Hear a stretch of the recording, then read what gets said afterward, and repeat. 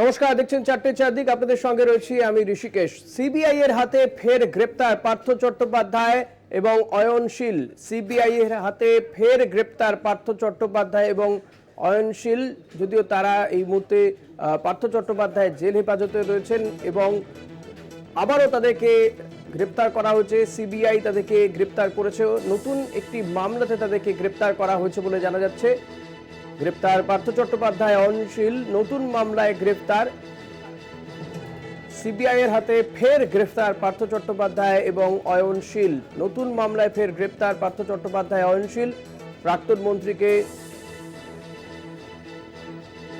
শোন অ্যারেস্টে বাধা নেই। নতুন একটি মামলাতে গ্রেপ্তার পার্থ চট্টোপাধ্যায়, নিয়োগ দুর্নীতি মামলায়। তিনি এর আগে ইডির হাতেও গ্রেপ্তার হয়েছিলেন এবং তিনি জেল হেফাজতেই রয়েছেন। তাকে আবারও গ্রেপ্তার করা হলো। সিবিআই তাকে গ্রেপ্তার করেছে বলে জানা যাচ্ছে। নতুন একটি মামলাতে গ্রেপ্তার করা হয়েছে। প্রাক্তন মন্ত্রীকে শোন অ্যারেস্টে বাধা নেই। পার্থ চট্টোপাধ্যায় এবং অয়নশীল নিয়োগ দুর্নীতি মামলাতে আগেই গ্রেপ্তার হয়েছিলেন পার্থ চট্টোপাধ্যায়। প্রায় 2 বছরেরও বেশি সময় তিনি জেল হেফাজতে রয়েছেন। রাজ্যে প্রাক্তন মন্ত্রীকে আবারও গ্রেপ্তার করলো সিবিআই। সিবিআই গ্রেপ্তার করেছে পার্থ চট্টোপাধ্যায়ের পাশাপাশি অয়নশীলকেও। শোন অ্যারেস্টে বাধা নেই। প্রাক্তন মন্ত্রীকে শোন অ্যারেস্টে বাধা নেই। সিবিআই এর হাতে ফের গ্রেফতার পার্থ, অয়ন। নতুন একটি মামলাতে গ্রেপ্তার করা হয়েছে রাজ্যের প্রাক্তন এই মন্ত্রীকে। একসময় রাজ্যের শিক্ষামন্ত্রী, শিল্প বাণিজ্য মন্ত্রীও ছিলেন পার্থ চট্টোপাধ্যায়। নিয়োগ দুর্নীতি মামলাতে তাকে আগেই গ্রেপ্তার করা হয়েছিল।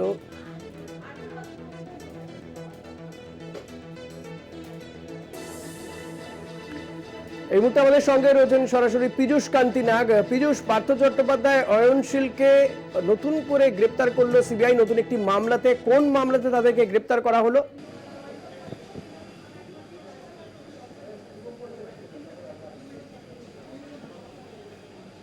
একটু পিছিয়ে যাও তো। পীযূষ, শোনা যাচ্ছে আমার কথা? পীযূষ,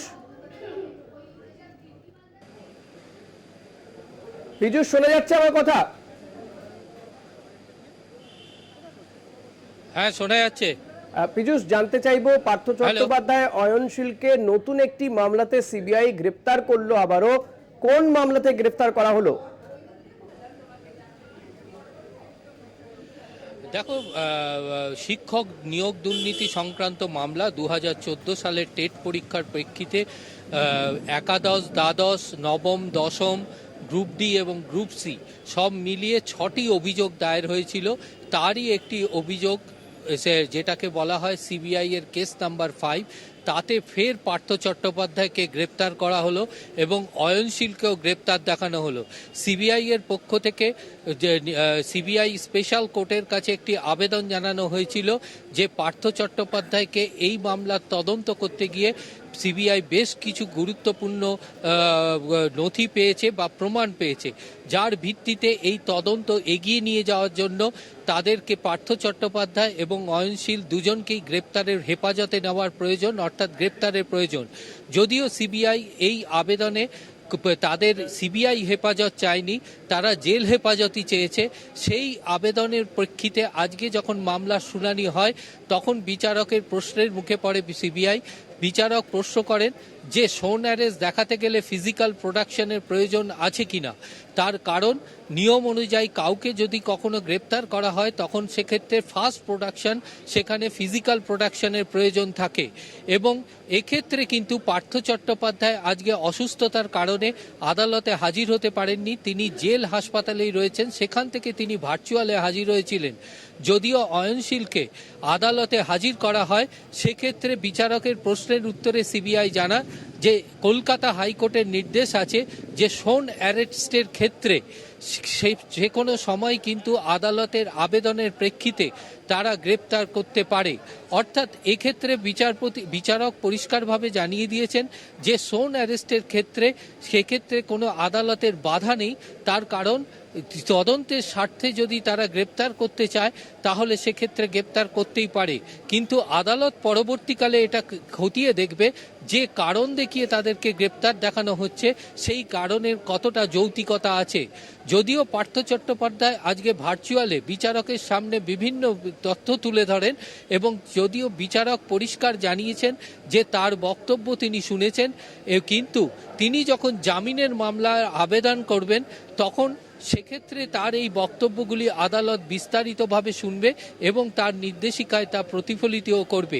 তবে আজকে ভার্চুয়ালে কিন্তু বিচারক পার্থ চট্টোপাধ্যায়কে জানিয়ে দিলেন যে তাকে অন্য একটি মামলায় সিবিআই গ্রেপ্তার করছে এবং পরবর্তীকালে এই গ্রেপ্তারের প্রেক্ষিতে তিনি আবেদন জানাতে পারেন। আদালতে উপস্থিত অয়নশীলকেও বিচারক সেই বিষয়টি জানিয়ে দেন। অর্থাৎ পার্থ চট্টোপাধ্যায় পূর্বে যে মামলায় গ্রেপ্তার হয়েছিলেন, যে গ্রেপ্তারের প্রেক্ষিতে কলকাতা হাইকোর্টে এখন জামিনের মামলার বিচার চলছে এবং সেই বিচার কিন্তু এখনো পর্যন্ত বিচারাধীন অবস্থায় রয়েছে। জামিনের মামলাটি অবস্থায় দাঁড়িয়ে ফের একটি মামলাকে আবারও একটি নতুন মামলাতে এই যে সিবিআই গ্রেপ্তার করলো, আমরা দেখেছি নিয়োগ দুর্নীতিতেই অভিযুক্ত ছিলেন মানিক ভট্টাচার্য। এই মানিক ভট্টাচার্য জামিন পেয়ে গিয়েছেন, অনেকেই এবং পার্থ চট্টোপাধ্যায় তিনিও জামিনের আবেদন করেছেন।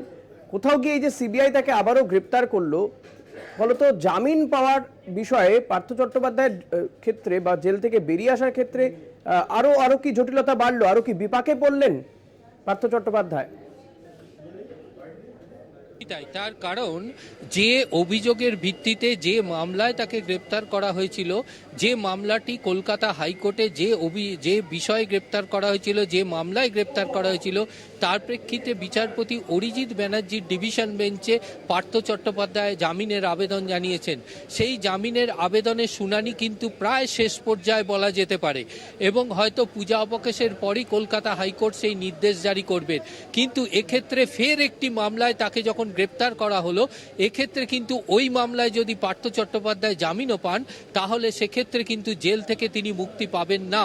তার কারণ হচ্ছে যেহেতু সিবিআই তাকে অন্য একটি মামলায় গ্রেপ্তার করেছে, অপরদিকে ইডি মামলাতেও কিন্তু পার্থ চট্টোপাধ্যায়কে জামিন নিতে হবে, তারপরেই কিন্তু জেল থেকে মুক্তির সম্ভাবনা। তাহলে এখন যে বিষয়টি দাঁড়ালো যে সিবিআই এর ক্ষেত্রে পার্থ চট্টোপাধ্যায় যে মামলার প্রেক্ষিতে যে কেস ডায়েরির প্রেক্ষিতে গ্রেপ্তার হয়েছিলেন, আরও একটি মামলা তার সঙ্গে যুক্ত হলো। ফলে এর আগের মামলাগুলিতে সিবিআই এর মামলাগুলিতে তিনি জামিন পেল, এই মামলায় তাকে নতুন করে নিম্ন আদালতে প্রথমে জামিনের আবেদন করতে হবে। নিম্ন আদালত যদি সেই জামিনের আবেদন খারিজ করে ফের তাকে কলকাতা হাইকোর্টের দ্বারস্থ হতে হবে। কলকাতা হাইকোর্ট যদি তা জামিনের খারিজ করেন তাহলে তাকে সুপ্রিম কোর্টের দ্বারস্থ হতে হবে। অর্থাৎ তার এই জামিন পাওয়ার যে মামলার যে বেড়াজাল, সেই বেড়াজাল কাটিয়ে উঠতে কিন্তু পার্থ চট্টোপাধ্যায়কে এখনো অপেক্ষা করতে হবে অনেক দিন।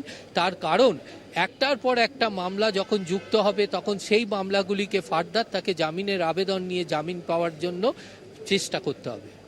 অনেক ধন্যবাদ পীযূষ। কথা বলছিলাম প্রতিনিধি পীযূষ কান্তি নাগের সঙ্গে। পীযূষ ছিলেন সরাসরি আমাদের সঙ্গে। পার্থ চট্টোপাধ্যায়কে সিবিআই আরেকটি মামলাতে গ্রেপ্তার করেছে পার্থ চট্টোপাধ্যায় এবং অয়নশীলকেও গ্রেপ্তার করেছে সিবিআই নতুন একটি মামলাতে।